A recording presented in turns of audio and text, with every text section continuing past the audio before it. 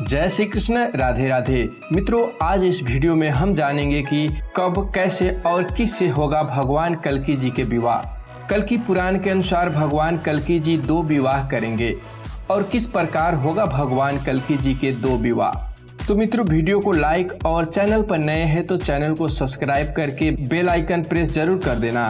तो आइए जानते हैं। कल्कि पुराण के अनुसार जब भगवान कल्कि घर से गुरु की तलाश में गुरुकुल की ओर निकलेंगे तब महेंद्रगिरी पर्वत पर रहने वाले परशुराम उन्हें अपने आश्रम में ले जाएंगे। आश्रम में पहुंचने के बाद परशुराम जी भगवान कल्कि से कहेंगे, मैं युद्ध विद्या में निपुण परशुराम हूँ। कई बार इस धरती की क्षत्रियों से भिन्न कर ब्राह्मणों को दान में दे दिया हूँ। भगवान परशुराम जी भगवान कल्कि से कहते हैं, आप मुझे धर्म पूर्वक अपना गुरु मानो और मैं आपको वेद तथा युद्ध का शिक्षा दूंगा। परशुराम भगवान कल्कि से कहते हैं, मैं इस महेंद्रगिरी पर्वत पर आपकी प्रतीक्षा में कई वर्षों से तपस्या कर रहा हूँ। आप यहाँ अपने वेदों का अध्ययन कीजिए।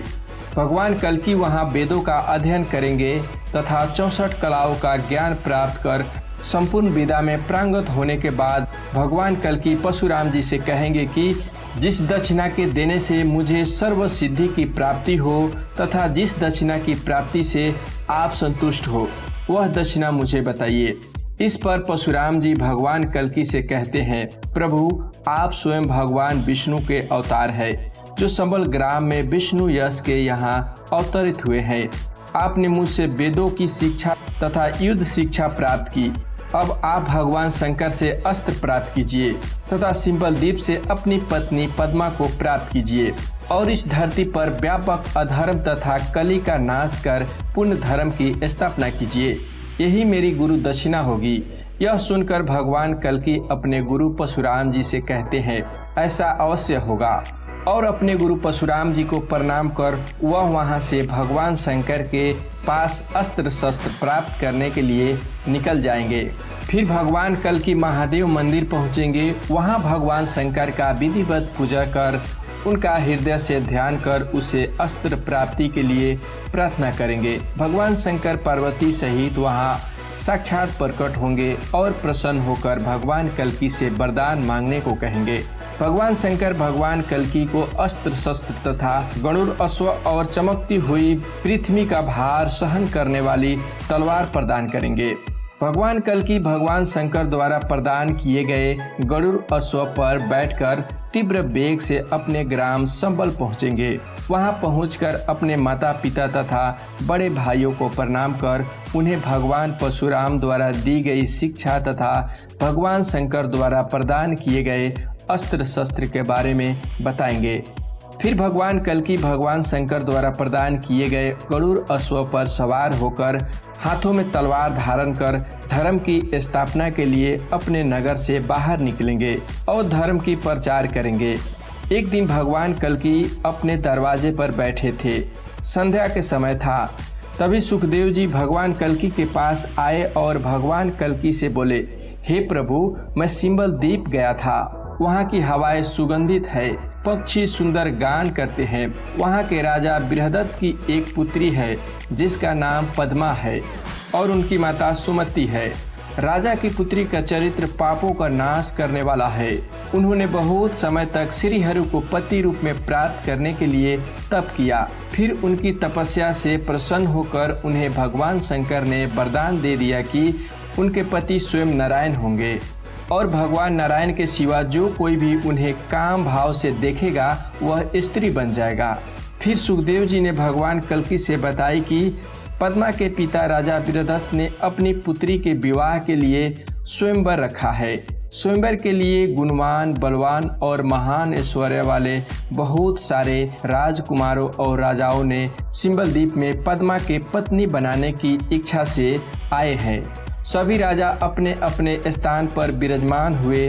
तब राजा बृहदत्त ने अपनी पुत्री पद्मा को स्वयंवर में बुलाया। पद्मा अत्यंत ही सुशोभित थी। सुखदेव जी भगवान कल्कि से कहते हैं कि मैंने स्वयंवर में देखा कि जैसे जैसे रानी पद्मावती आगे बढ़ रही थी, उनके रूपों को देखकर सभी राजा मोहित हो गए और उनके मन में रानी को पत्नी रूप में प्राप्त करने की इच्छा जागृत हुई और काम भाव प्रकट हुआ। और भगवान शंकर के वरदान अनुसार सभी राजाओं ने स्त्री का रूप धारण कर लिया।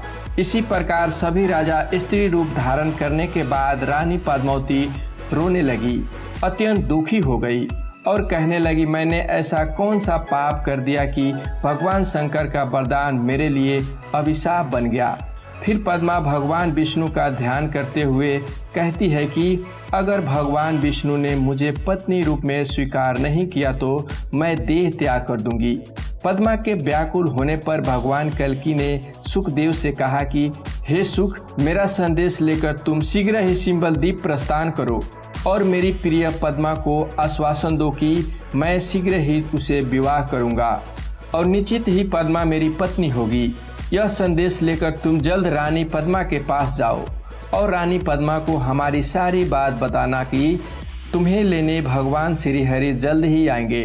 सुख ने संबल ग्राम से सिंबल द्वीप को प्रस्थान किया और रानी पद्मावती के कक्ष के निकट बैठ गया और रानी पद्मावती से मनुष्य के वाणी में बोला, आप चंचल नेत्र से सुशोभित लक्ष्मी प्रतीत हो रही हो। विधाता ने संपूर्ण रूप आप ही को दे दिया है। सुख के यह अद्भुत वचन सुनकर रानी पद्मा ने हंसकर बोला, तुम कौन हो और कहाँ से आए हो? इस पर सुख बोला, मैं सब कुछ जानने वाला तथा सब शास्त्रों का ज्ञानी तोता हूँ, मेरा नाम सुख है।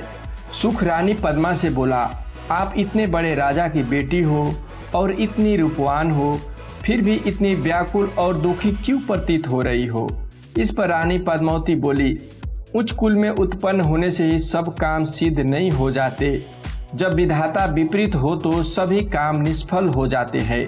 हे सुख, यदि तुम्हें नहीं पता है तो सुनो।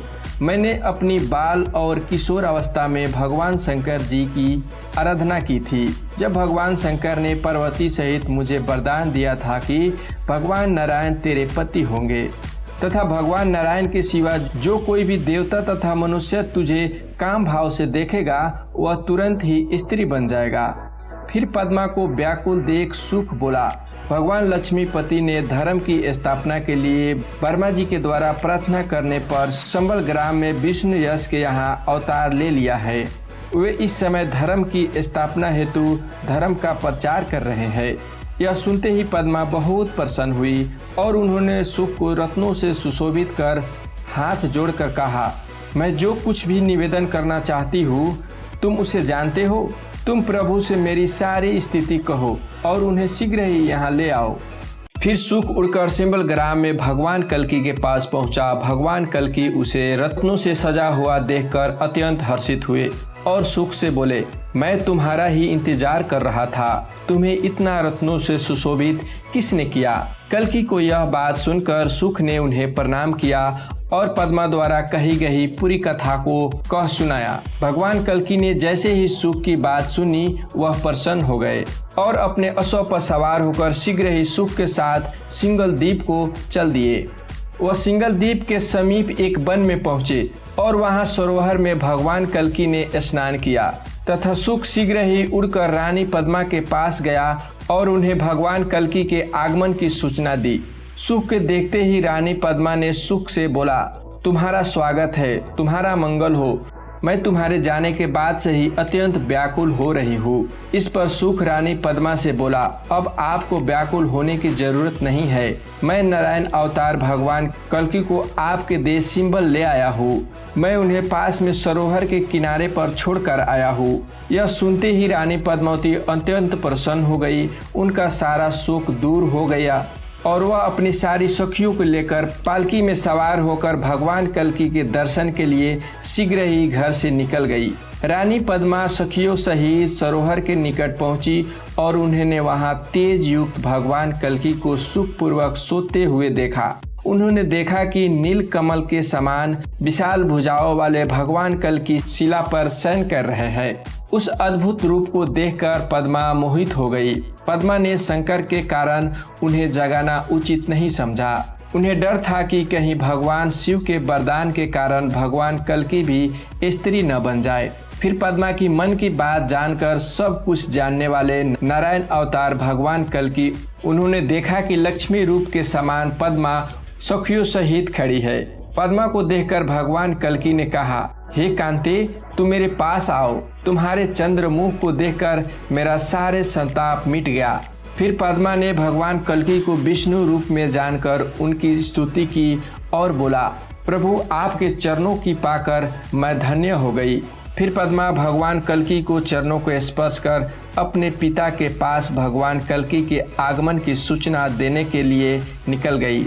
स्वयं नारायण अवतार भगवान कल्की के आगमन की सूचना पाकर पद्मा के पिता अत्यंत हर्षित हुए और उन्होंने भगवान कल्की का विधि पूर्वक पूजन किया। उसके बाद राजा ने अपनी पुत्री पद्मा का विवाह भगवान कल्की के साथ विधि पूर्वक करा दिया। दोस्तों, भगवान कल्की की पहली विवाह पद्मा के साथ हो जाता है। उसके बाद भगवान ने कली को वध करने के बाद अपनी सेना सहित भलाट नगर में पहुंचेंगे। भलाट नगर के राजा शशिध्वज भगवान कृष्ण और विष्णु के परम भक्त थे। जब उन्होंने भगवान कल्की के अपने नगर में आने की सूचना मिली, तब उन्होंने भगवान कल्की को साक्षात नारायण अवतार जानकर प्रणाम किया और अपनी सेना को लेकर युद्ध के लिए घर से निकलेंगे।